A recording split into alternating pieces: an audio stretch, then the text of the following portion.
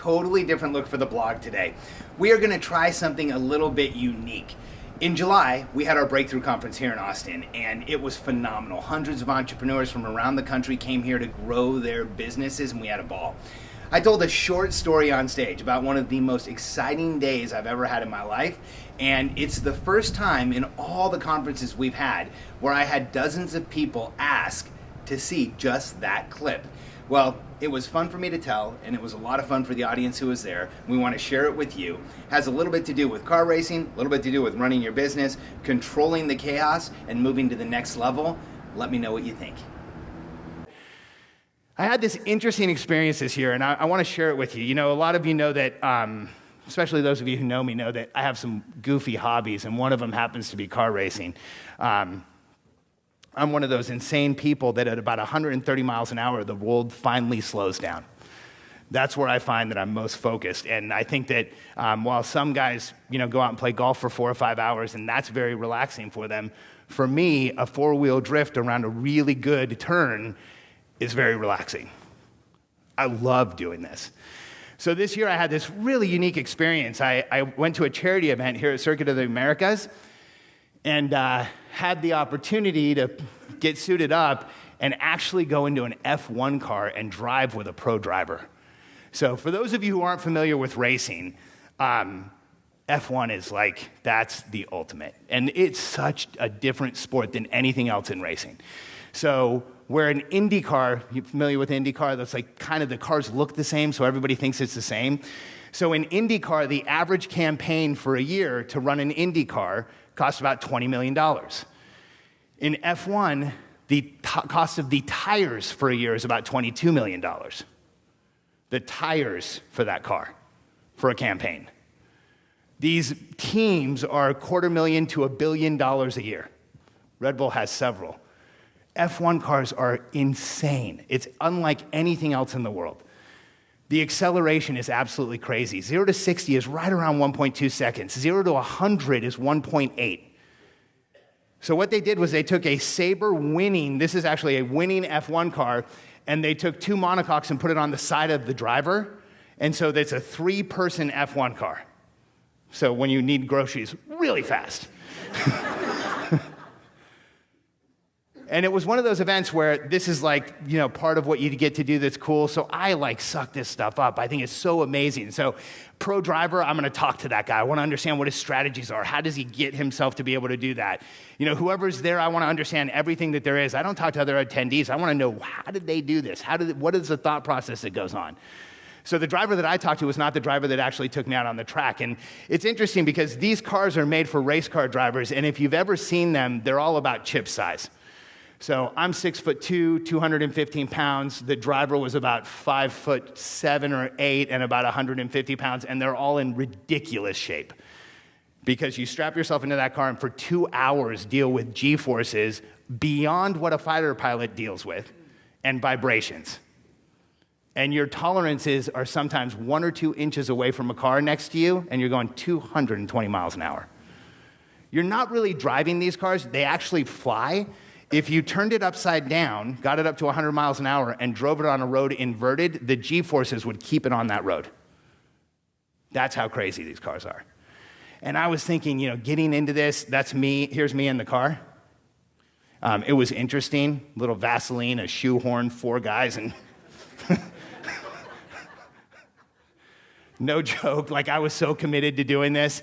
Do you see how one arm's crossed like this? So I had to actually put half the harness on and then the other half the harness on and then wiggle in like this, and then they put the whole thing around me.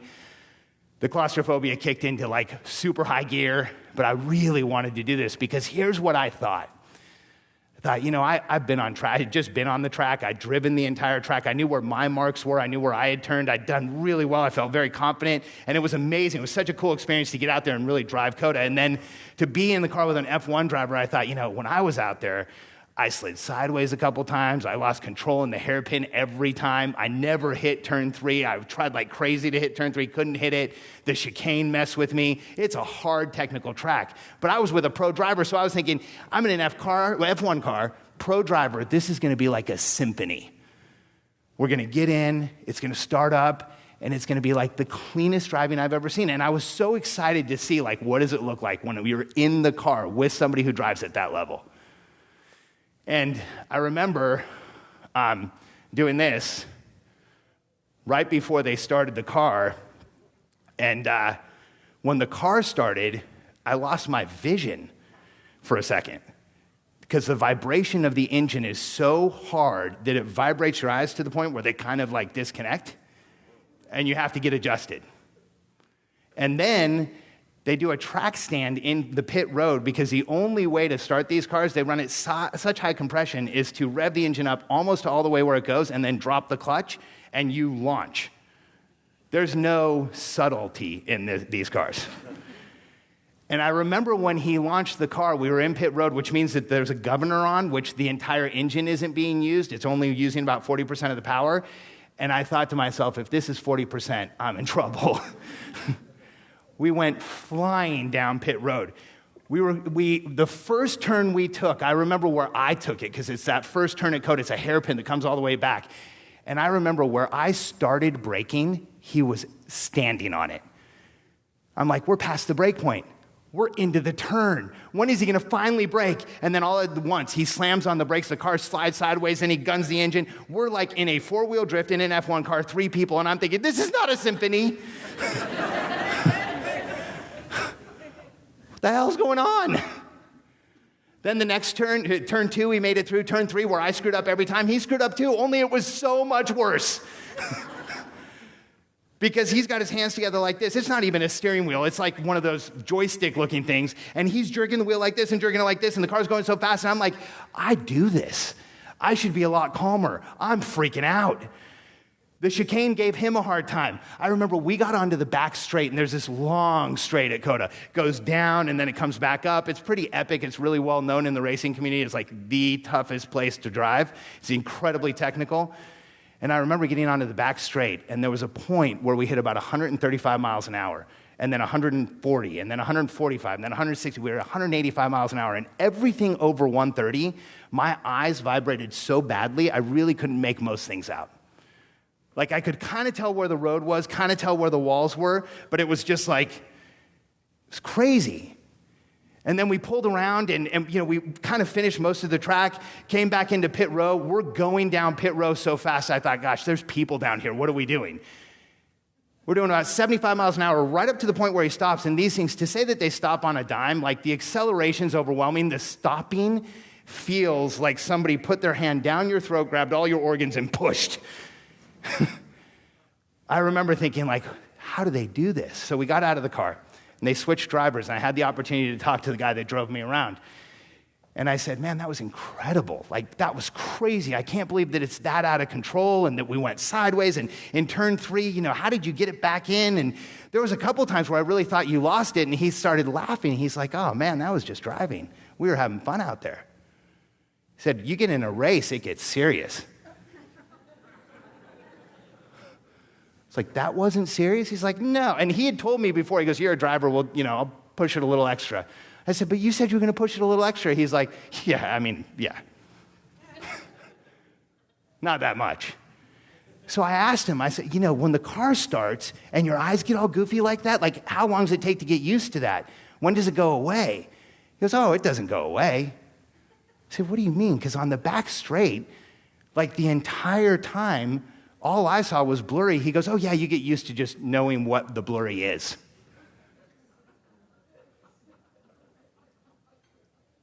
So what do you mean you get used to knowing what the blurry is? He said, well, you kind of learn where your eyes get to at each speed, and so as you modulate speed, you realize how blurry things are, and then you can kind of estimate where things really are at 200 miles an hour.